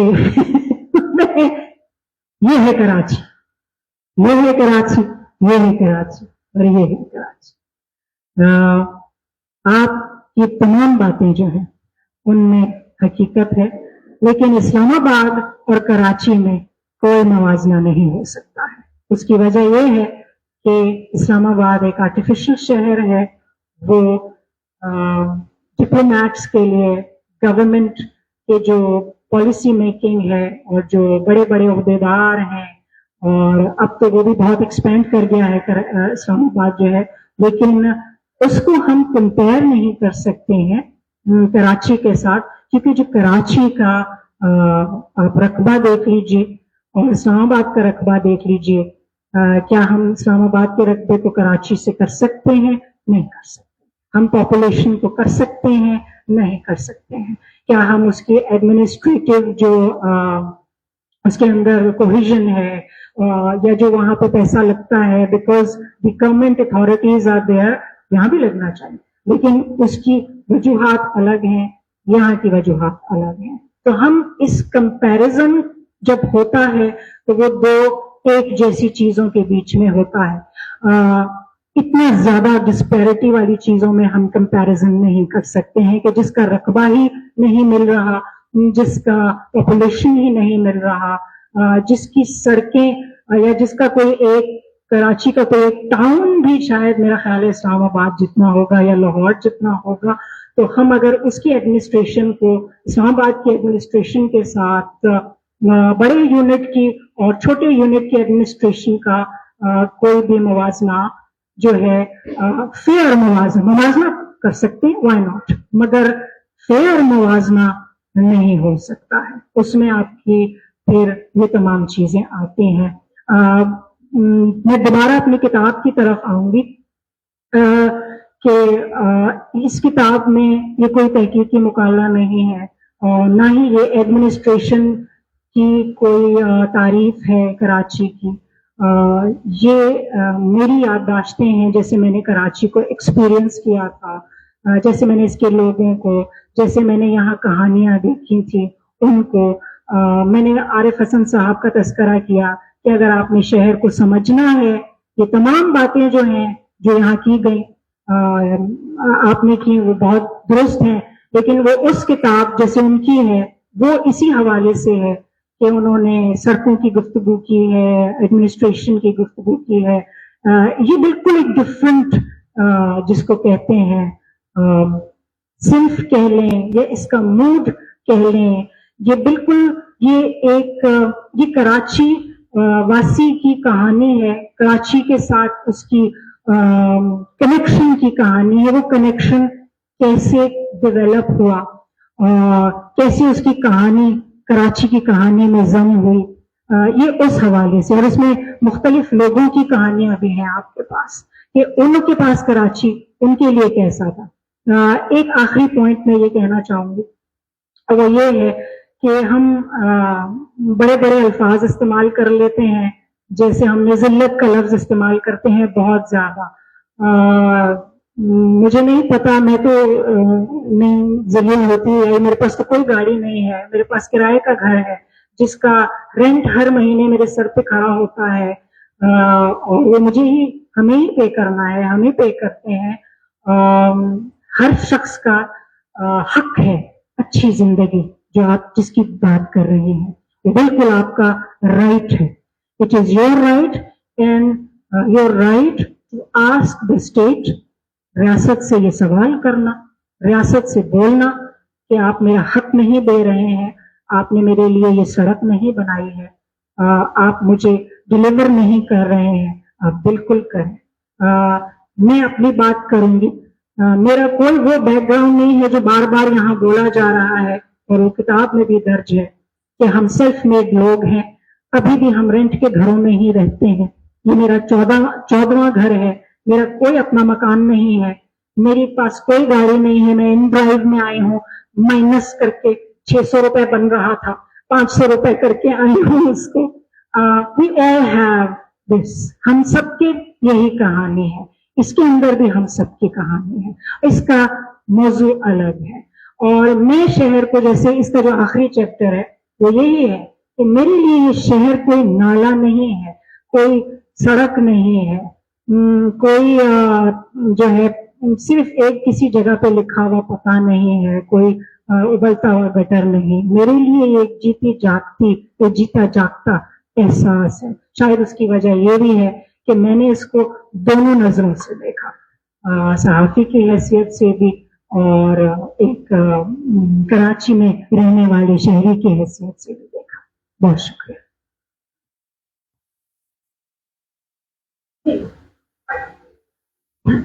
یہ بہت اچھی آپ نے باتیں کی سبھی. ظاہر ہے کہ آپ کی کتاب کا موضوع تو الگ ہے، لیکن چونکہ یہ باتیں ڈسکشن میں آئیں گی اس لیے میں نے یہ باتیں کی. ہم واپس آتے ہیں آپ کی کتاب کی طرف، اور اگر کوئی اور سوال کرنا چاہے تو ہم یا کمنٹ کرنا چاہیں تو جامعہ کراچی کا آپ کا یہ تجربہ جو ہاں اس میں ایک یم لڑکی کی حیثیت سے آپ وہاں پر اور اپنی بغاوت کی بام سے جو وہاں کے عام جو روایتیں ہوتی ہیں اور اس کی شاید کوئی قیمت بھی ادا کی، دوستیوں کے نہ ہونے کے نتیجہ اس کا رہا ہوگا. تو کچھ بتائیں آپ ہمارے آڈینس کو. میرا خیال ہے اس تجربے کے بارے میں تو وہ دلچسپ ہے. وہ یہ ہے کہ مختلف اخبار میں بہت سارے لوگ ہیں جو وہاں پہ رہے ہیں. ہم لوگوں کے اپنے اپنے تجربات رہے ہیں. میں نے 70s میں mid 70s late 70s میں نے وہاں پہ پڑھا. پھر شاید آپ 90s میں تھی وہاں پہ. 90s میں تھی آپ. کب گریجویٹ کیا آپ نے؟ 98 میں گریجویٹ کیا آپ نے. پچھلی صدی میں آپ نے آپ نے 92 میں شاید گریجویٹ کیا. تو اس طرح سے لیکن جو آپ نے لکھا مطلب میں اگر اس کے بارے میں سوچوں تو وہ اس سے بالکل زیادہ مختلف نہیں تھا جو جس طرح کا میں نے جانا کراچی کو دیکھا. حالانکہ بہت سے لوگ یہ کہتے ہیں کہ شاید 60s کا تو مجھے پتا نہیں، 70s جو تھا بہت ہی ایک زمانہ تھا جس میں بہت آزادی تھی جب تک نہیں آیا تھا. لیکن میرا خیال ہے شاید سیاسی طور پر تو ایسا ہو، لیکن کلچرلی ایسا تھا یا نہیں تھا میں نہیں سمجھتی کہ ایسا کوئی زیادہ فرق تھا. بہت سے لوگ کہتے ہیں. میرا خیال ہے جو بہت ہی پریویلیجڈ لوگ ہیں ان کے لیے بہت آزادی ہوگی اس زمانے میں. تو لیکن جو ہم جیسے مڈل کلاس لوگ تھے ان کے لیے ایسی کوئی آزادی اس وقت بھی نہیں تھی جس کو 70s کہا جاتا ہے. تو اس کے بارے میں چاہوں گی کہ آپ اپنے بالوں سے جو ہے اس کے حوالے سے بال کٹوانے کا ایک بہت بڑا ایشو ہے. اگر کوئی سوچے آج پتہ نہیں لوگ اس کو کس طرح سے دیکھتے ہیں یا ماں باپ کیا کرتے ہیں. اور میں یہ بھی چاہوں گی کہ آپ بتائیں کہ آپ کی فیملی کا رویہ اس سلسلے میں کیا تھا، اس کے بارے میں آپ نے شاید ایسا تذکرہ کیا. چلے پڑھ کے پھر میں یہ جو باتیں کر رہی ہیں نا اس ایکسپٹ سے آپ کو تھوڑا اندازہ بھی ہو جائے گا، اور پھر میں جو آپ بول رہے ہیں اس کا میں آپ کو کوشش کروں گی کہ جب آپ جو ہے وہ آپ صحیح کہہ رہی ہیں کہ آزادی مڈل کلاس لوگوں کے خاص طور پر خواتین کے لیے، لڑکیوں کے لیے وہ آزادی جو ہے وہ آزادی کی آزادی نہیں. جامعہ کراچی ہمارے بال ہماری مرضی. کھلا ہوا ہے جی، مائک کھلا ہوا ہے. جامعہ کراچی اور ہمارے بال ہماری مرضی. جامعہ کراچی کے بارے میں بالکل سموسوں کی طرح گرما گرم افواہ ہوا کرتی، وہاں جانے والوں کے پر نکل آتے ہیں، مگر میرے پر تو پہلے سے ہی موجود تھے جنہیں میں نے کتروا لیا. نہیں سمجھ آیا؟ آئیے بتلاتے ہیں. ہمارے پر ہماری مرضی کی کٹھا. اگر آپ ایک دیسی کٹا ہیں، میرا مطلب ہے خالصاً دیسی پاکستانی واقعہ ہوئے ہیں، تو بال کا لفظ سن کر تو آپ کی روح تک سرشار ہو جائے گی. کیونکہ شادیوں کی رسیاں پاکستانی قوم کا میرج بیورو ذہن بال اور بچوں سے آگے سوچتا نہیں، جبکہ مجھے سر کے بالوں سے تو لگاؤ ہے مگر بال بچوں سے. یہ قصہ آپ کی بال سرشاری کا نہیں بلکہ میری بال سرمچاری کا ہے. وہی بال جن کی جھاڑ کی لمبائی اور چھوٹائی کا ناپ قدر شاہی معاشروں میں انسانوں کی صنف کا تعین کرتا ہے.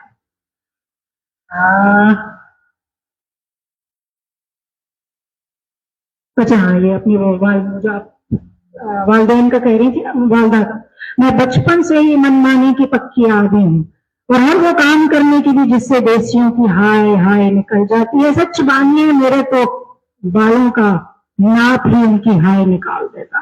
पता नहीं कौन सी किताब में लिखा है मर्दों के पाल कानों के ऊपर और औरतों के कानों से नीचे होने चाहिए। मैं अपनी नौजवानी के जमाने में बालों के पिक्सी अंदाज की दिलदादा,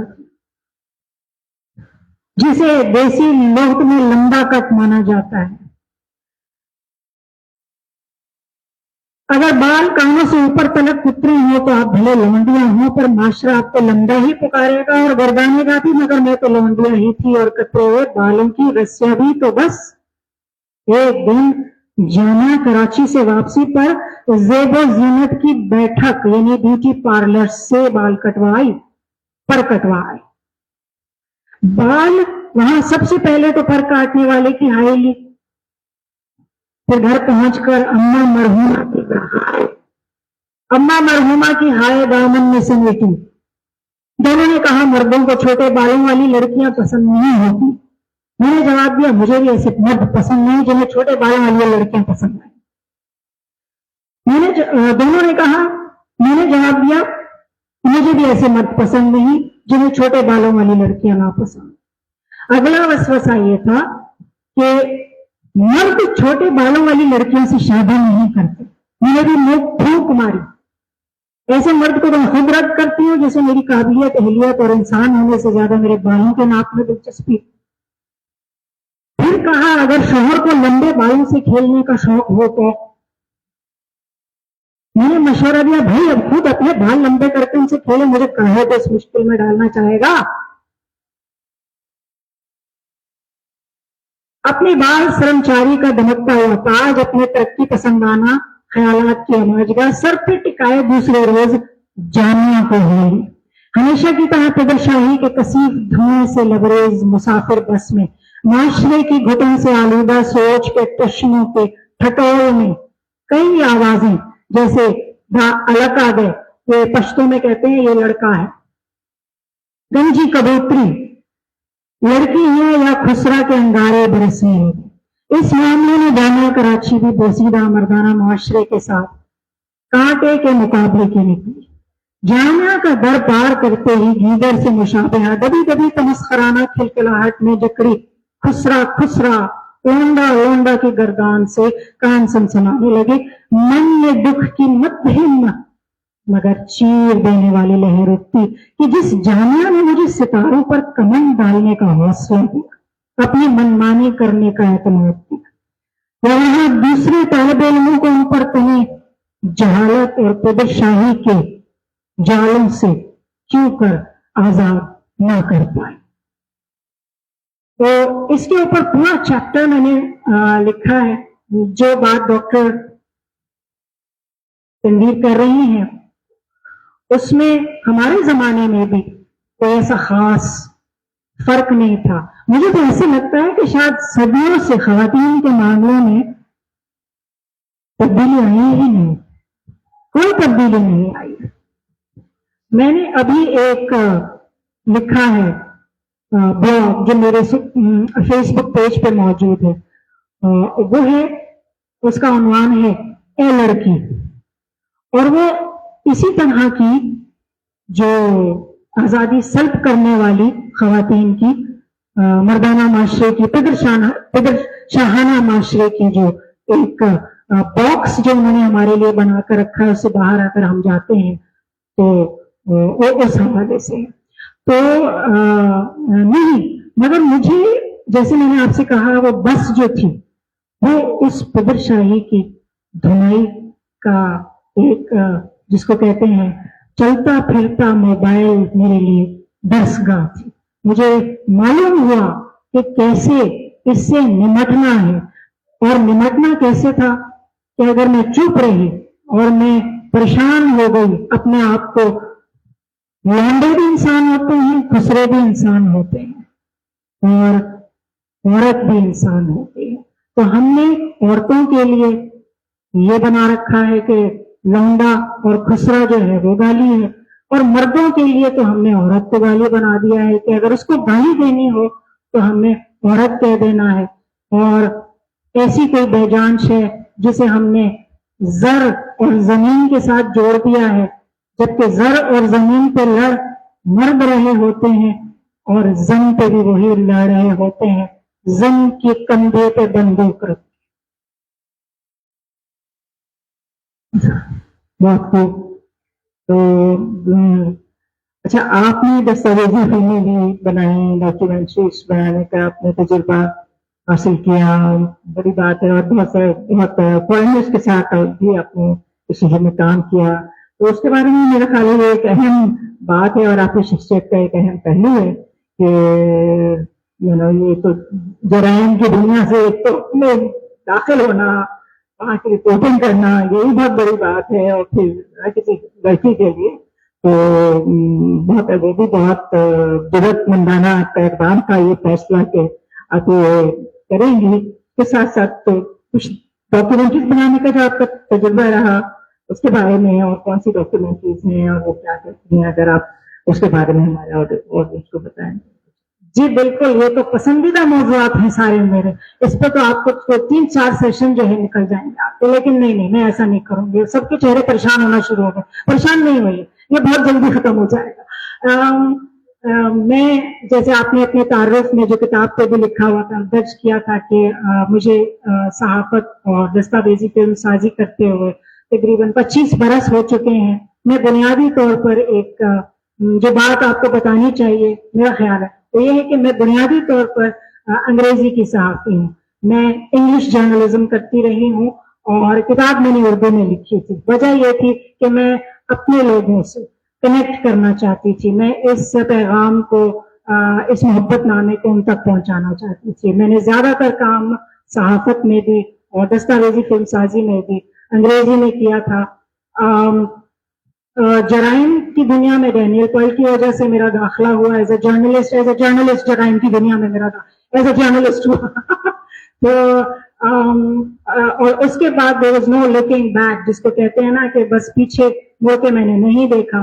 پھر ایک کے بعد دیگر آپ کے اوپر وہ لگنا شروع ہو جاتا ہے. جب آپ فیلڈ میں بھی جانا شروع کرتے ہیں تو پھر مختلف ادارے والے بھی آپ کو بلاتے ہیں, لوگ بھی ایکنالج کرتے ہیں اور بہت مشکلات ہوتی ہیں. اور ان میں سے ایک مشکل کا میں ذرا بریف سا تذکرہ کر دوں جس پہ میں نے اس میں اسی جرائم کی دنیا اور انویسٹیگیشنز میں جو آپ کے سورسز ہوتے ہیں ہمارے یہاں مردانہ ہوتے ہیں اس کا بھی تذکرہ ہے, جس کا نام ہے مارکہ زن, جس کی ٹرافی کافی ہے. وہ اس حوالے سے ہے کہ وہ کافی مشکلات ہوتی تھی اپنے مردوں کے مقابلے میں. یہ مشکل تھی کہ مجھے تو ہمیشہ کوئی ایسے رومانٹک پارٹنر کے طور پہ وہ دیکھ رہے ہوتے تھے, تو جرنلسٹ کے طور پہ تو نہیں دیکھ رہے ہوتے تھے نا. فوراً کافی کی جو ہے وہ اب کسی مرد کو کافی کی دعوت یوں دی جاتی تھی کہ اسے خبر دینی ہوتی تھی. مجھے وہ دی جاتی تھی کہ وہ ہو سکتا ہے شاید یہ وہ فلموں میں فلیش بیک ہوتا ہے نا کہ گانا چلنا شروع ہو جاتا ہے, ہو سکتا ہے شاید کچھ ہو جائے, شاید کوئی معاملہ سیٹ ہو جائے. اور اس میں کوئی شادی شدہ اور غیر شادی شدہ کی کوئی جو ہے وہ ڈسٹنکشن نہیں تھی. تمام پاکستانی چینلز میں نے کام کیا. پھر پاکستانی چینلز میں جس قسم کی پذیرائی مجھے ملی اس سے میں بے حد دل برداشتہ ہو کر میں نے یہ کوشش کی کہ میں اپنا پیوٹ کروں انٹرنیشنل میڈیا کی طرف. اور اس شہر میں جو آپ نے جو تذکرہ کیا وائلنس کا, ذبیحے کا, اسی وائلنس اور ذبیحوں کی بنیاد پر مجھے انٹرنیشنل میڈیا میں چونکہ میں کرائم رپورٹر تھی کام ملنا شروع ہو گیا تھا. کیونکہ ایک تو زبان کا مسئلہ ہوتا ہے ان کو, دوسرے پرسپیکٹو کا مسئلہ ہوتا ہے. آپ نے بھی پرسپیکٹو پر ہی گفتگو کی جو سب سے پہلے ہوتی ہے, تو ہم چونکہ اندر موجود ہیں تو اس لیے چینل 4 کے لیے کام کیا, اسکائی کے لیے میں نے کام کیا, تو ان کے لیے میں نے فلم بنائی ایکسٹریم ورلڈ, اور سب کراچی کے اوپر ہے. راس کیمپ ایکسٹریم ورلڈ, راس کیمپ ان کراچی اسکائی کے اوپر ہے. اس میں انہوں نے اگین اس کے اندر چونکہ انڈر ورلڈ کے ساتھ جو ہے وہ کنیکشنز تھے, صحافی کے حساب سے کنیکشنز تھے اور کسی لحاظ سے کنیکشن نہیں تھے, تو وہ یوٹیلائز کیے. وہ فلم تھی. پھر میں نے الجزیرہ کے لیے جو ہے ایک فلم بنائی تھی کراچی کڈنیپ کے نام سے, پھر میری جو کریئر انٹرنیشنل کریئر کا سب سے بڑا بریک ہے وہ تھا ایوری لاسٹ چائلڈ نامی فلم جو گورنمنٹ آف یو اے اور گیٹس فاؤنڈیشن کے تعاون سے بنی تھی اور وہ پاکستان میں جو اسکورج آف پولیو ہے پولیو کا مسئلہ ہے پولیو پہ میں نے بہت زیادہ جیسے میں نے کراچی کے وائلنس پہ بہت کام کیا ہے میں نے پولیو کے اوپر بہت زیادہ کام کیا ہے میری 3 سے 4 فلمز اور نیشنل جیوگرافک کا ایک میگزین میں ویکسین سیریز وہ ہم نے کی ہے اس کی شارٹ لسٹ نامینیشن ہوئی تھی not nomination short listed for nomination for آسکرز every last child film کی اس کے علاوہ میں نے شو آف فورس کے لیے پولیو پہ فلم بنائی تھی اور نیشنل جیوگرافک کے لیے میں نے series of multi country series تھی جس میں پاکستان ڈائریکٹر پروڈیوسر میں تھی بلوچستان میں میری ٹائم کرائم کے اوپر اور بلوچستان میں جو چیز ہمیں فلم کرنی تھی دوبارہ سے وہ ایک ایسی چیز تھی جو بہت مشکل کام تھا اور وہ تھا ایکٹیو ڈرگ اسمگلر کو اس کو پروفائل کرنا it took me 6 months of research 3 visits of Gwadar and Pasni اور اس کے بعد میں وہ اسمگلر کو کنونس کرنے میں کامیاب ہو گئی 40 سالہ تجربے کار ڈرگ اسمگلر تھا very cocky but we did it I did it وہ ملٹی کنٹری سیریز تھی ہماری وہ میں نے یہاں سے ڈائریکٹ پروڈیوس کی پھر میں نے یورپین یونین کے لیے 4 کنٹری عراق لیبیا سیریا اور پاکستان اس کی ایک فلم جو ہے وہ that was a campaign about violent extremism اس میں نے 4 سٹوریز یہاں پر پاکستان سے ڈائریکٹ کر کے جو پاکستان کی ہیڈ تھی وہ میں تھی اور پاکستان میں جو فلمز میں نے بنائی ہیں تو میں نے زیادہ تر کام انٹرنیشنل میڈیا کے لیے ہی کیا تھا کیونکہ وہ کام لینا چاہتے تھے ہمارے یہاں لوگ کام نہیں لینا چاہتے میں صحافت کی ذمہ داری کو ذمہ داری سمجھتے ہوئے نبھانا چاہتی تھی مگر میں ایک ایسی جہاں کی باسی تھی یہ میں اپنی کتاب میں سے کوٹ کر رہی ہوں جہاں غلط کو غلط کہنا غلط تھا اسی لیے میں نے پیوٹ کیا انٹرنیشنل میڈیا وہاں کام بھی ملنا شروع ہوا اور بہت زیادہ کام ملا جو آج تک جاری ہے میں نے مختلف کتابوں میں بڑے آتھرز کے ساتھ کام کیا ان کے لیے ریسرچ کی ان میں سے ایک بڑا نام پیٹر اوبورن کا ہے وہ بھی اس کتاب میں موجود ہے پھر میں پڑھاتی بھی ہوں میں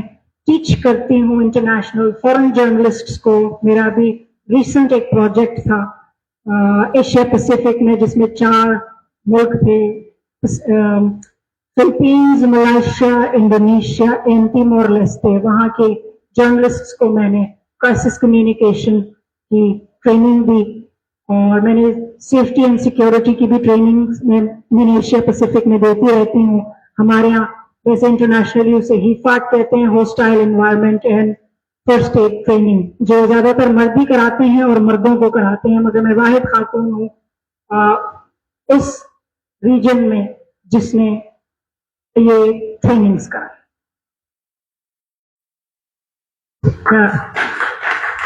آپ افطار بازار کا بھی تذکرہ کرنا چاہ رہی تھیں تو میں نے کہا افطار بازار کے حوالے سے کیا لکھا ہے آپ نے اور کیا بات کرنا چاہتے ہیں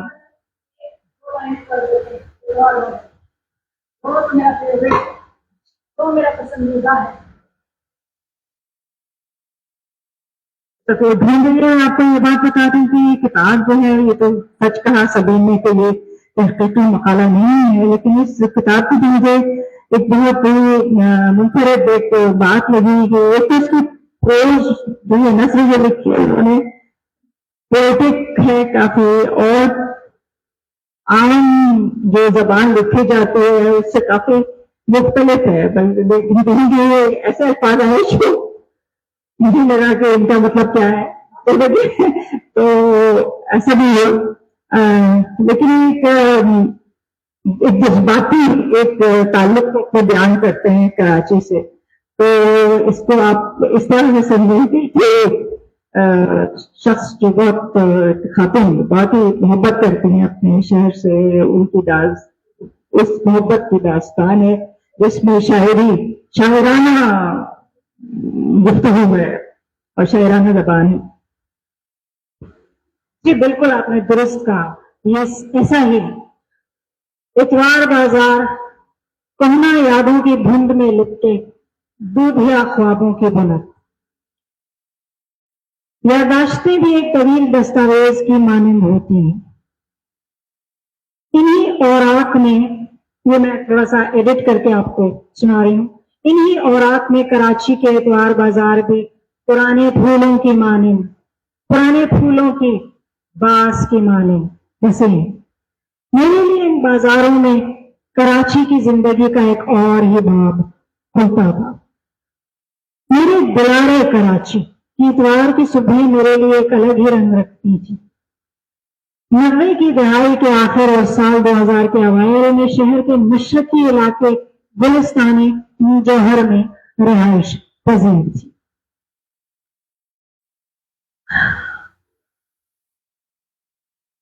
ये बाजार सिर्फ साजो सामान का ढेर नहीं होते, बल्कि एक निराली दुनिया थी, ख्वाबों की दुनिया, माजी के कोने से बरामद शुदा यादगार लम्हों की दुनिया।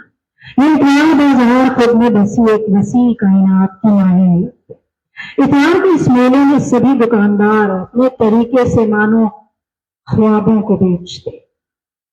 इन ख्वाबों की कीमत कभी 50 रुपए होती तो कभी 100 रुपए, कभी 500 रुपए के महंगे ख्वाब भी दस्तयाब होते और कभी महज एक मुस्कुराहट के बदले ही ख्वाब की लेन देन।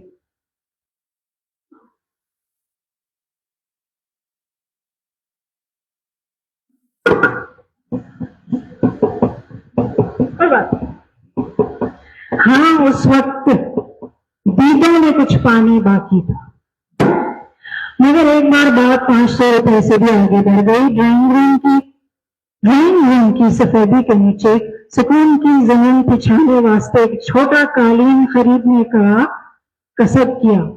झट मन को भाग गया। बेचने वाले ने कीमत 2000 बताई। उम्मीद की डोलती मैया पर सवार 500 की सदा का बेचने वाले ने जवाब सवाल की सूरत मुंह पर दे मारा, बाजी का कालीन खरीदने आई हो या जाए नमाज? यह शायद जिंदगी के बाजार में हर शय की एक कीमत है, मगर मेरे लिए इस कीमत से भी बढ़कर उस शय के पीछे छुपा उसका किस्सा होता और अब भी है।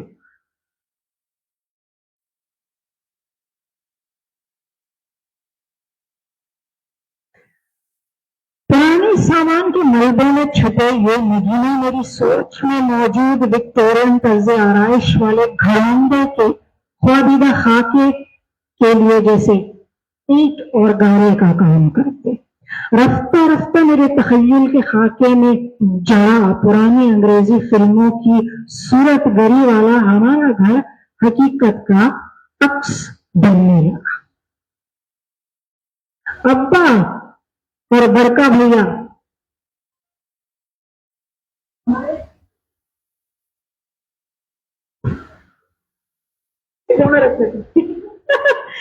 अब्बा और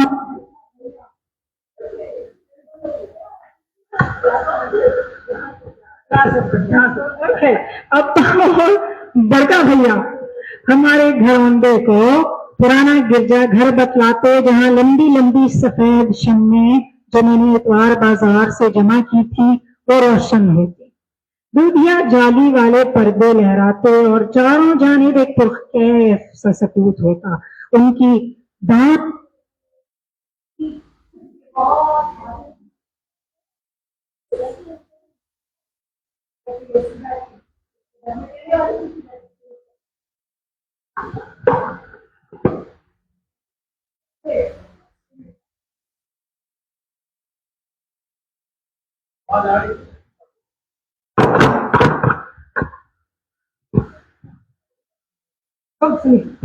फिंगर्स क्रॉस्ड चलते चलते अब्बा और बड़का भैया हमारे घरौंदे को पुराना गिरजा घर बतलाते, जहां लंबी लंबी सफेद शम्मी जो मैंने इतवार बाजार से खरीदी थी वो रोशन होती। ودیا جالی والے پردے لہراتے اور چاروں جانب ایک پرکیف سا سکوت ہوتا ان کی دان کردہ یہی تشبیہ مجھے بھاتی کیونکہ دل ہی دل میں جانتی کہ یہ انگریزی فلموں جیسا گرجا دراصل میرے ذہن کے کینوس پر نقش خوابوں کی وہ دنیا ہے جہاں میں نے زمانے کی بے ترتیبی کو اتوار بازار کے کباڑ سے ڈھونڈ کر ترتیب میں ڈھالا اور پھر اسے حقیقت کے رنگین کینوس پر اتارا.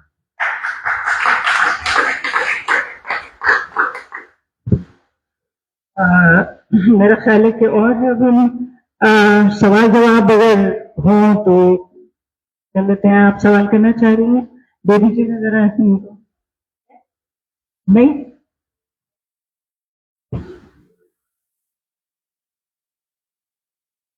نظر نہیں آ رہا تھا اس لیے کھڑی ہوئی. السلام علیکم، میرا نام رخسانہ احسن ہے. آپ کی باتیں سن کے مجھے اپنی امی بہت یاد آئی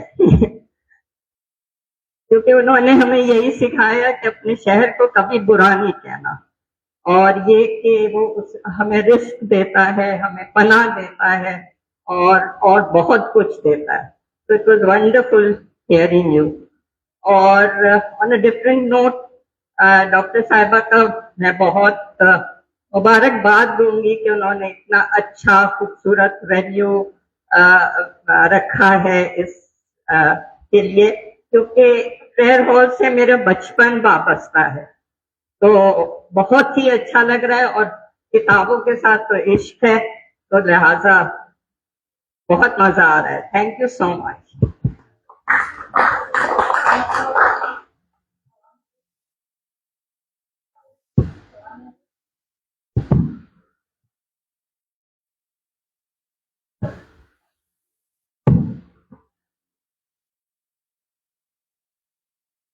السلام علیکم. سبین صاحبہ، آپ نے جو اپنا تعارف کرایا کہ آپ کا انگریزی میں جرنلزم انگریزی کا وہ ہے، لیکن آپ کی ماشاءاللہ اردو بہت ہی اچھی ہے. جس طریقے سے آپ نے اتوار بازار کا نقشہ کھینچا اور اس سے پہلے جو آپ نے ایک اور اقتباس پڑھا، تو دونوں ہی بہت ہی زبردست ہے. Thank you very much.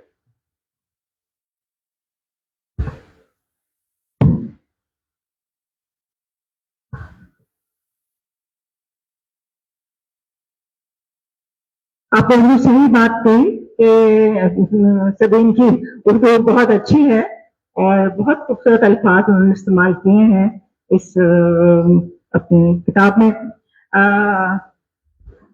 ہم میئر صاحب کا شکریہ ادا کرتے ہیں جو آپ نے بات کی کہ انہوں نے ہمیں یہ وینیو پرووائڈ کیا ہے، اور ہم نے اس میں یہاں پر ان کو ایکنالج بھی کیا ہوا ہے کہ بھائی یہ وینیو انہوں نے اس کو ہمارے لیے اجازت دی یہاں پر کام کرنے کی. سبین، آپ کچھ جواب میں کچھ کہنا چاہیں گی؟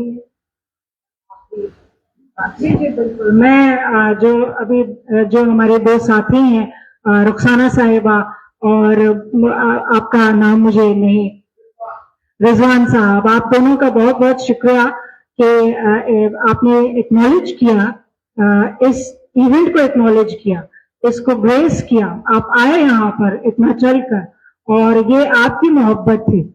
ہم تو کام کرتے ہیں، ہم کوشش کرتے ہیں، مگر آپ جیسے لوگ جب آ کر اس کو ایکنالج کرتے ہیں تو وہ بھی اچھا لگتا ہے.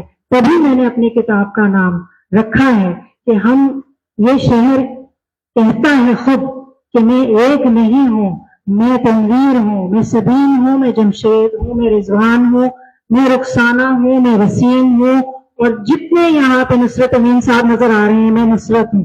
تو یہ سب جو ہے وہ یہاں پر یہ سب کراچی کو ریپرزینٹ کر رہے ہیں. ہم سب کراچی سے ہم بھی کرتے ہیں. اس کے اندر جو مسائل ہیں، جب تک ہم ان کی نشاندہی نہیں کریں گے ہماری محبت صحیح اور سچی ثابت نہیں ہوگی، کیونکہ ہم چاہتے ہیں کہ اس میں جو کمیاں ہیں انہیں ٹھیک کیا جائے. تو آپ سب کا بہت شکریہ، آپ کا بہت شکریہ کہ آپ نے مجھے انوائٹ کیا. میں تھینک یو کہنا چاہ رہی ہوں آپ کو.